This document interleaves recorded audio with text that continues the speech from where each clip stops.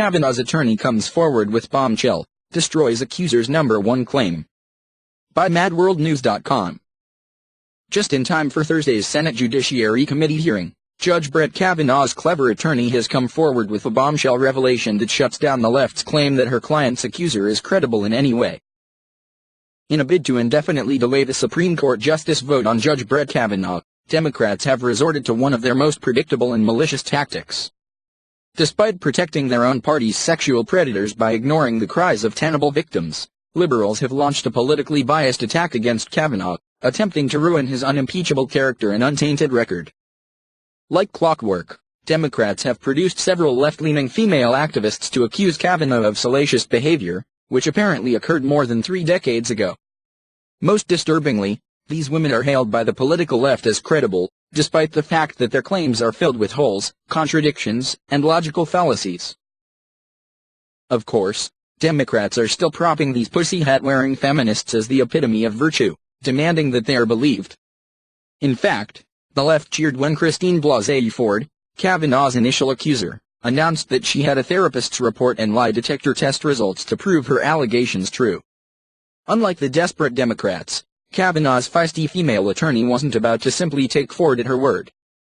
During an interview on CBS This Morning, Judge Brett Kavanaugh's attorney, Beth Wilkinson, revealed that, despite Christine Blasey Ford's claims, neither she nor her lawyer has produced the results of the alleged lie detector test or the therapist's notes, which are the basis of Ford's accusations.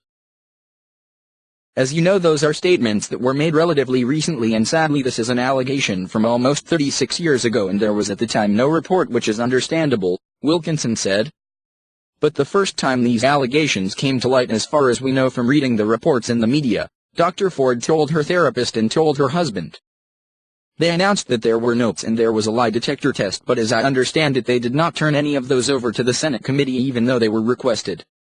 So, the information that would have shown what she said at the very first time when she revealed these allegations have not been turned over to the Senate. In disbelief, host Norah O'Donnell again asks Wilkinson to reiterate, wait. So, you're saying that lie detector test they referenced, the results of that, have not been shared with you or with the Senate committee? As far as I know, last night when the information was sent in, we all received a request from the Senate to provide any information, and we did not receive from the documents that they sent in any information or the results of the lie detector test had been mentioned in the Washington Post, and we didn't receive the notes from the therapist that had also been referenced in the Washington Post.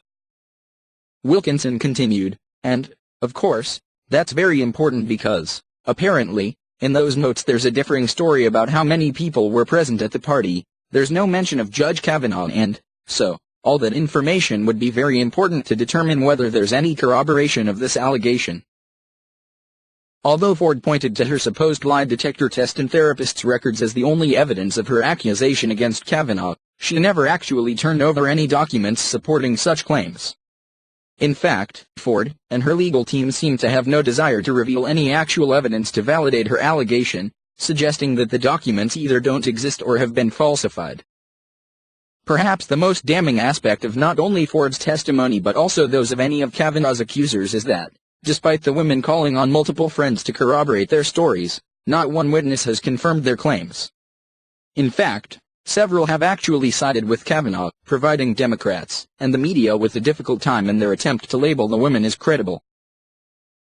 Although the accusers, who alone hold the burden of proof, have yet to produce anything even remotely close to being considered evidence, Kavanaugh has already submitted a calendar from 1982, which supports his denial of attending parties with his alleged victims, according to Breitbart. The 36-year-old calendar details Kavanaugh's plans, including trips to the beach, weightlifting routines, and even being grounded 3 weekends in a row. Of course, not one mention of the alleged parties is documented on the calendar, despite his apparent penchant for recording his intentions. Although his accusers are the only ones who hold the burden of proof, Judge Brett Kavanaugh alone has produced evidence, which indicates that these women are nothing more than political pawns in the Democrats' scheme to disrupt the SCOTUS vote until they can secure enough seats in the November elections.